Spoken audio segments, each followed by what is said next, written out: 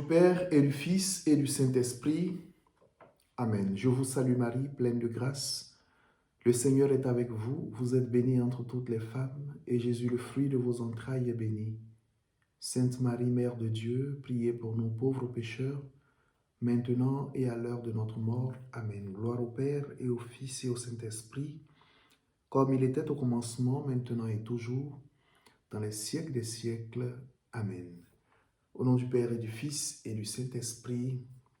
Amen. Bonjour chers frères et sœurs, chers amis, à vous tous, bonjour. Heureux de vous retrouver en ce dimanche 21 juin 2020, 12e dimanche du temps ordinaire. Je vais très bien et je vous en souhaite autant.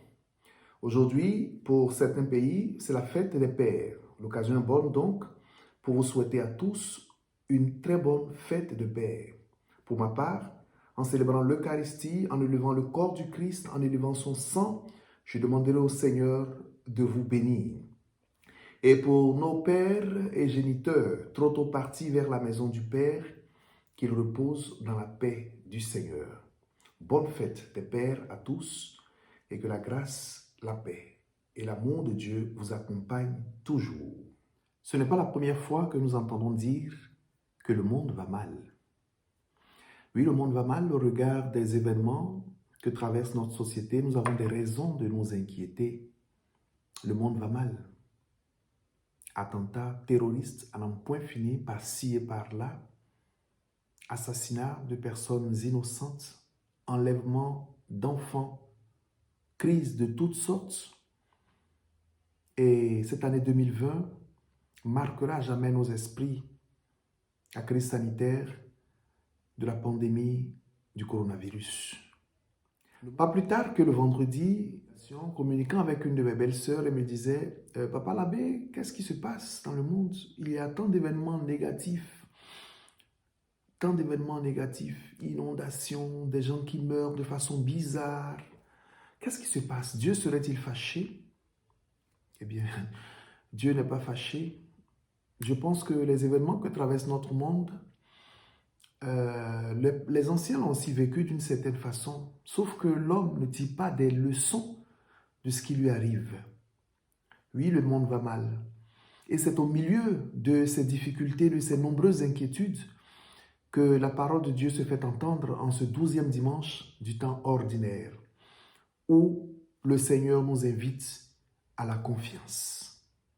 Les lectures de ce dimanche nous enseignent comment vaincre la peur, sans tomber dans la négation de la réalité, ni dans la fuite devant cette réalité.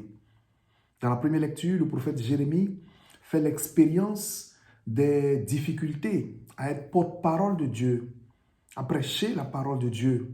Le prophète Jérémie doit faire face à ses ennemis qui attentent à sa vie.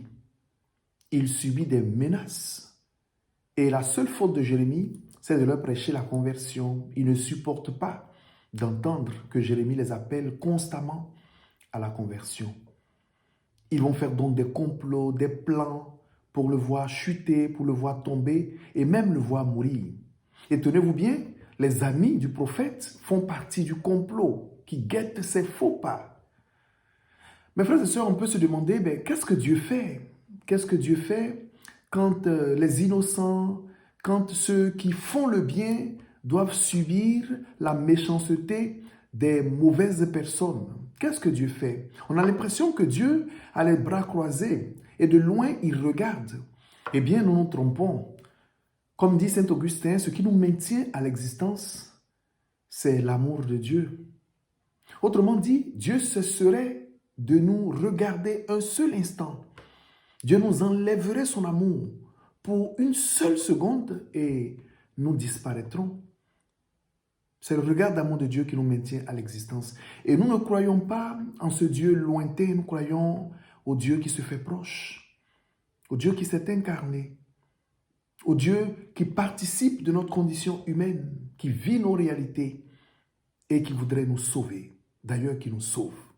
C'est en cela que le prophète Jérémie trouve sa force. Le Seigneur est avec moi, tel un guerrier redoutable. Jérémie croit que Dieu est avec lui. Il croit que Dieu ne l'abandonne pas. au-delà des machinations, des complots, au-delà des menaces, Jérémie met sa confiance dans la proximité du Seigneur.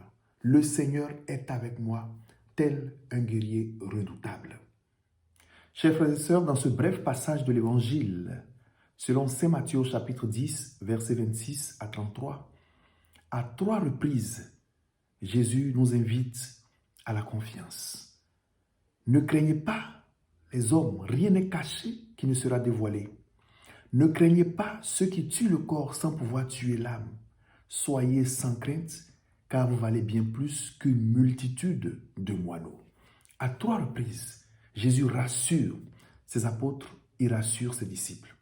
Et savez-vous quelle est la phrase la plus répétée dans la Bible? Ce n'est pas une interdiction. La phrase la plus répétée dans la Bible, c'est cette invitation à la confiance. Ne craignez pas, soyez sans crainte, n'ayez pas peur. 365 fois, cette phrase revient sous diverses formulations dans la Bible. Comme pour dire, Dieu, chaque jour de l'année, nous invite à la confiance. Il nous invite à nous rendre proches de lui parce que lui s'est fait proche de nous. Chers amis, le meilleur moyen pour faire fausse route, le meilleur moyen pour abandonner nos principes de chrétiens, le meilleur moyen pour renoncer à Jésus et à son amour, c'est de nous laisser envahir par la peur face aux diverses pressions dans ce monde. Pression familiale, pression de travail, soucis de santé, toutes sortes de pressions, crise financière. Le meilleur moyen de perdre la foi, c'est de se remplir de peur. Et c'est d'ailleurs une stratégie du diable, de l'ennemi, de nous remplir de peur. Parce que la peur nous fait perdre nos moyens spirituels et humains. Celui qui est bien préparé, qui malgré sa préparation a peur, il finit par perdre ses moyens de combat. Bien au contraire, celui qui malgré sa faiblesse croit que Jésus pour lui s'est livré sur la croix, croit que Jésus, comme le seul homme, a donné sa vie pour que tous les hommes aient la vie, celui-là qui s'abandonne dans la confiance au Seigneur est vainqueur de tout mal. Il est vainqueur même de la mort, au-delà de la mort. Car Jésus nous dit, craignez plutôt craignez plutôt celui qui, après avoir tué le corps, est en mesure de jeter ce corps dans la géhenne. Jésus nous rassure, mes frères et sœurs, même les cheveux de votre tête sont comptés. Je t'invite, cher ami, chers frères, chères sœurs, à vivre ta foi dans la simplicité et à bannir toute peur. Bien sûr, il y a une pression, un certain seuil de pression qu'il faut s'imposer pour accomplir nos activités, pour atteindre nos objectifs, mais pas plus, parce que nous croyons que le Seigneur conduit nos vies et que c'est lui qui est la source des énergies qui nous animent, la source de notre intelligence, la source de notre force, la source de notre santé. Croyons en lui et abandonnons-nous dans la confiance au Seigneur. Ne renonçons pas à notre vie chrétienne, ne renonçons pas à notre fidélité à Jésus, pas peur, pour nous adonner à l'adoration des faux dieux, car de nombreux moyens spirituels nous sont proposés, mais qui sont en réalité des chemins de perdition. Vivons notre foi dans la simplicité, la foi par la vie des sacrements. Et ne renonçons jamais à nous prononcer pour Jésus, qui nous dit, « Celui qui se prononcera pour moi devant les hommes, je me prononcerai pour lui devant mon Père qui est aux cieux. Mais celui qui me reniera devant les hommes, je le renierai également devant mon Père qui est aux cieux. » Frères et sœurs, je m'en vais terminer en demandant au Seigneur de vous bénir et qu'il soit à côté de vous, qu'il soit dans vos vies comme un guerrier redoutable, qu'il bénisse tous nos pères, qu'il accorde le repos éternel à ceux qui nous ont précédés vers la maison du Père et que sa grâce nous accompagne toujours au nom du Père et du Fils et du Saint-Esprit. Amen. Bon dimanche à toutes et à tous et à mardi prochain. Au revoir.